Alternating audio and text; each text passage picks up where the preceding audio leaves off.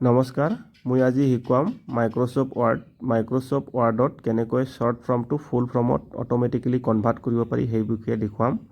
ভিডিঅ'টো ভালদৰে চাই থাকিব তো মই ইয়াতে টাইপ কৰিছো শৰ্ট ফৰ্মটো টাইপ কৰিছো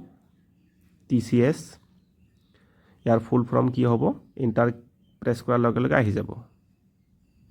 এন্টাৰ কি প্ৰেছ কৰাৰ লগে লগে টাটা কনসালটেন্সি সাৰ্ভিস ইয়াৰ ফুল ফৰ্ম আহি গৈছে আৰু এটা দেখুৱাইছো AGVB আসাম গ্ৰামীণ বিকাশ বেংক আৰু এটা দেখুৱাইছো প্ৰথমতে মই টেক্সটখিনি অলপমান ডাঙৰ কৰি দিছো তাৰপিছত কালাৰ কৰি দিছো তাৰপিছত আৰু কৰি দেখুৱাইছো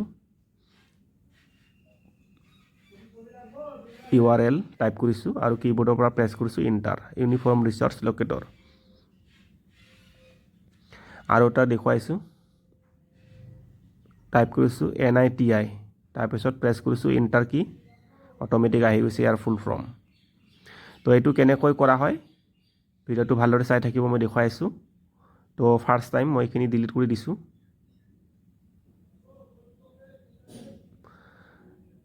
তাৰপিছত যাব ফাইল মেনুত যাব তাৰপিছত একেবাৰে তলত যাব ওয়াৰ্ড অপশন ইয়াতে ক্লিক কৰি দিছো তাৰপিছত লেফট সাইডে যাব প্ৰফিং বুলি আছে ইয়াতে ক্লিক কৰি দিছো প্ৰফিংত তাৰপিছত ৰাইট সাইডে যাব অটো কাৰেক্ট অপশন ইয়াতে ক্লিক কৰি দিছো তাৰপিছত ইয়াত টাইপিং কৰা জায়গা আছে ৰিপ্লেস বুলি আছে ইয়াতে আমি শৰ্ট ফৰ্মটো ফিল আপ কৰিম শৰ্ট ফৰ্মটো লিখিছো ইয়াতে মই SBI ইয়াৰ ফুল ফৰ্ম কি হ'ব ইয়াতে আমি লিখি দিব লাগিব এতিয়া ষ্টেট বেংক অফ ইণ্ডিয়াতে আমি টাইপ কৰিম ষ্টেট বেংক অফ ইণ্ডিয়া তাৰপিছত ইয়াতে মই ক্লিক কৰি দিছো ওকে কৰি দিছো আকৌ এবাৰ ওকে এতিয়া টাইপ কৰিম SBI আৰু কিবোৰ্ডৰ পৰা প্ৰেছ কৰি দিম enter State Bank of India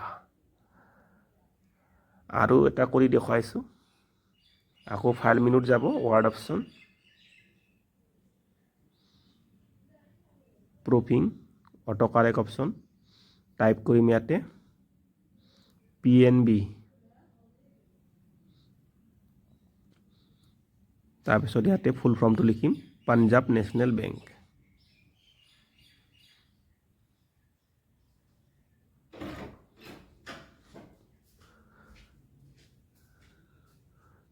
তাৰপিছত মই ইয়াতে এড কৰি দিছো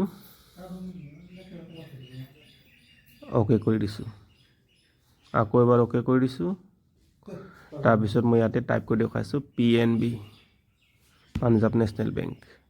তো আজিৰ ভিডিঅ' দেখিনে ভিডিঅ'টো চাই কেনেকুৱা লাগিছে কমেন্ট কৰি জনাব ধন্যবাদ